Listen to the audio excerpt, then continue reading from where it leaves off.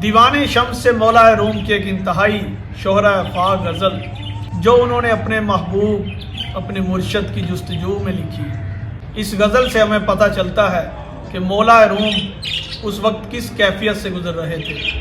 मौला रूम फरमाते हैं, बाज आमदम अज पेशेयां यार आमदम दर मन निगर बहरे तु गम ख्वार आमदम।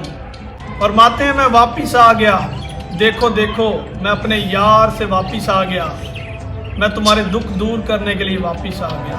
शाद आमदम बस जुमला या जाद आमदम चंदी हजारा साल शुद मन बगुफ्तार आमदम।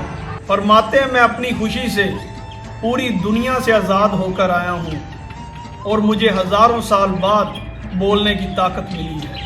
मन मुर्गे लाहूती बदम दीदम के नासूती शुदम दामश बदीदम ना गहे दरवे गिरफ्तार आमदम।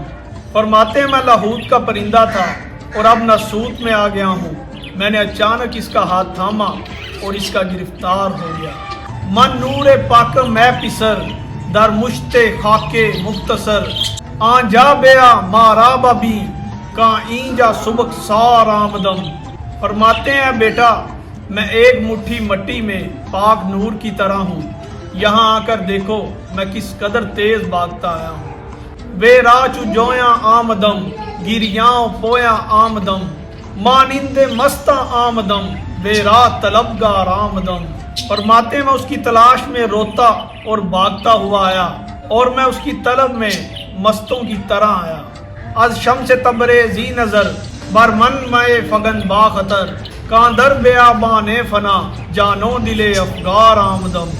आखिरी शेर में फरमाते हैं शम्स तबरेज की तरह तो मुझ पर खौफ की निगाह ना डाल, क्योंकि मैं इस फना के मैदान में टूटे हुए दिल के साथ आया हूँ। इस पूरी की पूरी गज़ल को डिस्कस करने के बाद हम इस बात का अंदाज़ा कर सकते हैं कि एक मुरीद जब अपने मुर्शद हकीकी की जुस्तजू में सरगर्दा था तो उस पर क्या कैफियत गुजर रही थी। मौला रूम इन तमाम तर अशार में अपनी उसी वारफ्तगी और दीवानगी का बयान कर रहे हैं जो शम्स तबरेज से मिलने से पहले उन पर तारी थी। हमारे यहाँ इन कैफियत का रंग बाबा बुल्ले शाह की शायरी में मिलता है जो फरमाते हैं, जिस पाया बेत कलंदर दा राह खोजिया अपने अंदर दा उदासी है सुख मंदर दा जिथे कोई ना चढ़दी लेंदी है मुँह आई बात ना रेंदी है। ए लाजम बात अदब दिए सानू बात मालूमी सब दिए हर विच सूरत रब दिए किते जाहिर किते छुपेंदी है मुँह आई बात ना रेंदी है मुँह आई बात ना